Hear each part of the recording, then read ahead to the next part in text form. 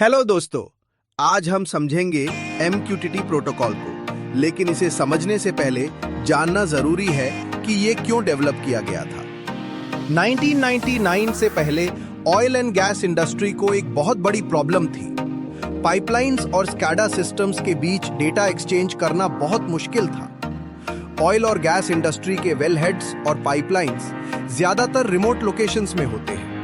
वहां से इंस्ट्रूमेंट्स और RTUs का डेटा स्कैडा सिस्टम तक भेजना आसान नहीं था। उस समय डेटा एक्सेस करने के लिए ऑप्शंस थे: सीरियल कम्युनिकेशन, सैटेलाइट सिस्टम्स और लो बैंडविड्थ रेडियो वेव सिस्टम्स। लेकिन प्रॉब्लम यह थी कि रिमोट लोकेशंस और लिमिटेड नेटवर्क बैंडविड्थ की वजह से डाटा टाइम पर नहीं पहुंचता था।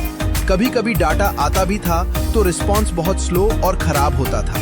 इसी समस्या को सॉल्व करने के लिए 1999 में दो इंजीनियर्स एंडी स्टैनफोर्ड क्लार्क और आर्लन निपर ने मिलकर MQTT प्रोटोकॉल इन्वेंट किया।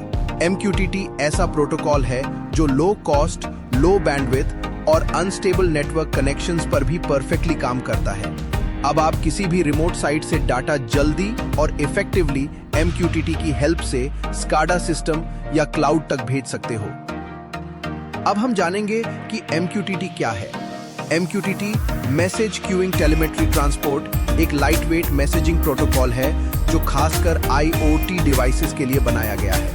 ये पब्लिश सब्सक्राइब मॉडल पर काम करता है, मतलब कि एक डिवाइस मैसेज पब्लिश करता है और दूसरा डिवाइस या एप्लीकेशन उसे सब्सक्राइब करके रिसीव करता है। MQTT कैसे काम करता है? MQTT कम्युनिकेशन में तीन मेन कंपोनेंट्स होते हैं: पब्लिशर, डाटा भेजने वाला डिवाइस जैसे सेंसर, सब्सक्राइबर, डाटा लेने वाला डिवाइस या एप्लीकेशन जैसे मोबाइल ऐप, और ब्रोकर, बीच में बैठा सर्वर जो डाटा को मैनेज करता है और सही सब्सक्राइबर तक पहुंचाता है। एग्जाम्पल: एक टेम्परेचर सेंसर रूम का तापमान MQTT ब्रोकर को भेजता है, पब्लिश करता है। मोबाइल ऐप या क्लाउड प्लेटफॉर्म इस सेंसर टॉपिक को सब्सक्राइब किया हुआ है, तो जैसे ही नया टेम्परेचर आता है उसे तुरंत अपडेट मिल जाता है।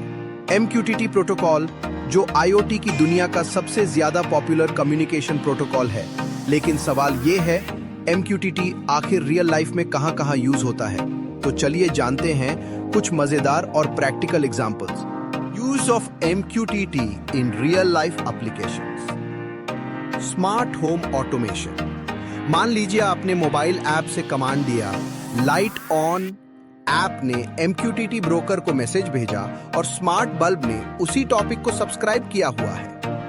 रिजल्ट, बल्ब ऑन हो गया। यानी MQTT घर को सच में स्मार्ट बना देता है।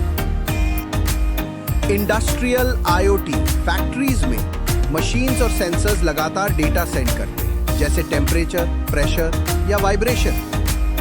MQTT ब्रोकर ये डेटा क्लाउड तक भेजता है, जिससे प्रिडिक्टिव मेंटेनेंस पॉसिबल हो जाता है और प्रोडक्शन रुकता नहीं। Health care devices. Smart watch या ECG मॉनिटर पेशेंट का डेटा MQTT के थ्रू हॉस्पिटल सर्वर तक भेजते हैं। डॉक्टर रियल टाइम में हेल्थ चेक कर सकता है, जिससे लाइफ सेविंग डिसीजंस जल्दी लिए जा सकते हैं। Connected car and transport. Car का GPS डेटा MQTT ब्रोकर तक जाता है और फिर मोबाइल ऐप तक पहुंचता है। रिजल्ट, आप अपनी गाड़ी को रियल टाइम में ट्रैक कर सकते हो। फ्लीट मैनेजमेंट और EV चार्जिंग स्टेशंस में भी यही यूज होता है। Smart city applications. Street lights, traffic signals और पोल्यूशन सेंसर्स सब MQTT के जरिए कनेक्टेड होते हैं। इमेजिन कीजिए, ट्रैफिक सेंसर डेटा से ट्रैफिक लाइट खुद ब खुद कंट्रोल हो जाए। कितना स्मार्ट सिस्टम होगा? MQTT smart homes, industries, health care, cars और स्मार्ट सिटीज तक हर जगह यूज होता है। लाइट वेट होने की वजह से ये IoT डिवाइसेस का सबसे पसंदीदा प्रोटोकॉल बन चुका है। Why IoT devices love MQTT? IoT devices MQTT को इसलिए पसंद करते हैं क्योंकि लाइट वेट एंड फास्ट। बहुत कम बैंडविड्थ और पावर यूज करता है।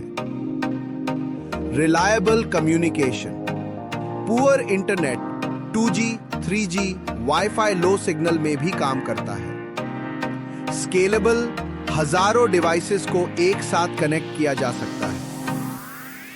Low power consumption, battery operated devices के लिए बेस्ट है। सिंपल आर्किटेक्चर, पब्लिश और सब्सक्राइब मॉडल इजी और फ्लेक्सिबल है, इसलिए MQTT IoT का सबसे पॉपुलर प्रोटोकॉल बन चुका है। अगर आपको यह वीडियो इंफॉर्मेटिव लगा हो तो लाइक, शेयर और सब्सक्राइब करना मत भूलिए।